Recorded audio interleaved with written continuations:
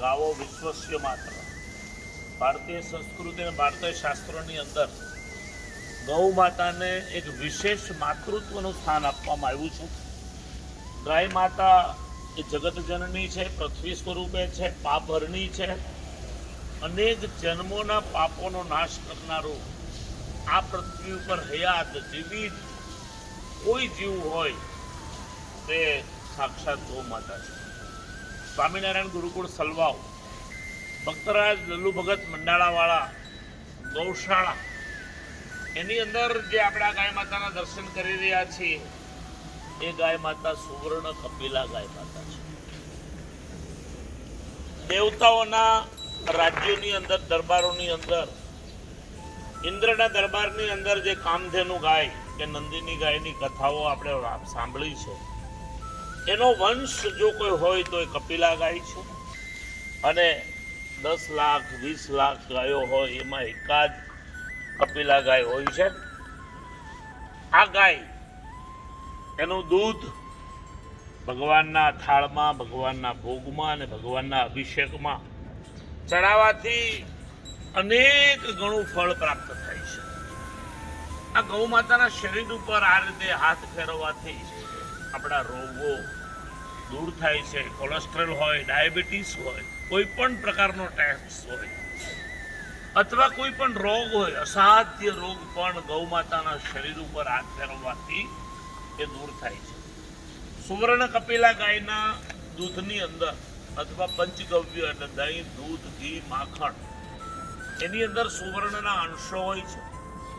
આ જે ખૂંદ છે ગાય માતાની, એ ખૂંદની અંદર સૂર્ય કેતુ નાડી રહેલી છે, જેનાથી આ માતાનું દૂધ પીવાથી બાળકની અંદર આદર્શ દિવ્ય શક્તિઓ આવતી હોય છે, દિવ્ય ગુણો આવતા હોય છે. આ ગાય માતાની સેવા કરવાથી જન્મો જન્મના પાપો એને દૂર થતા હોય છે, નાશ થતા હોય છે.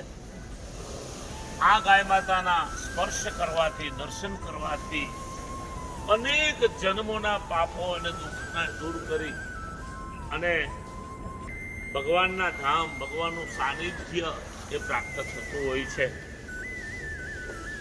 સુવર્ણ કપિલા ગાયના કેટલાક ગુણો હોય છે, જેમ કે સુવર્ણ કપિલા ગાયના પાછળનો જે આ ભાગ છે એ સુવર્ણ ટાઈપ હોય છે. આ માતાજીના પૂંછડાના જે વાળ છે આ પણ સુવર્ણ કલરના હોય છે. માતાજીના પગની જે ખરીઓ છે એ ખરીઓના કલર પણ સુવર્ણ હોય છે. માતાજીનો જે સિંગનો ભાગ છે એ સિંગ પણ સુવર્ણ કલરના હોય છે. માતાજીની આંખ છે, આંખનો અંદરનો કલર કીકી એ પણ સુવર્ણ કલરની હોય છે.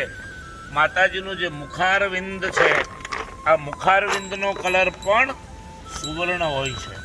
એટલે આને શાસ્ત્રોમાં સુવર્ણ કપિલા ગાય કહેવામાં આવે છે.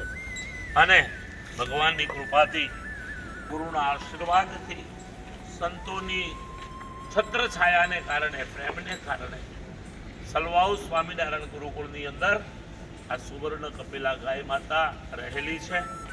વારંવાર આ માતાની સેવા અનેક પ્રકારે ધન ધાન્યથી, પૂજનથી, ભોગથી, સેવાથી, દર્શનથી થતી હોય છે.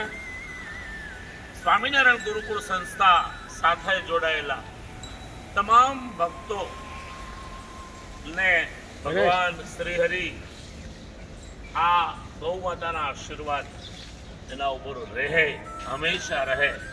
આ માતાજીના આશીર્વાદથી સર્વ જીવો પૃથ્વી ઉપરના સુખી થાય એ પ્રાર્થના સાથે જય ગૌ માતા, જય ગૌ માતા, જય ગૌ માતા.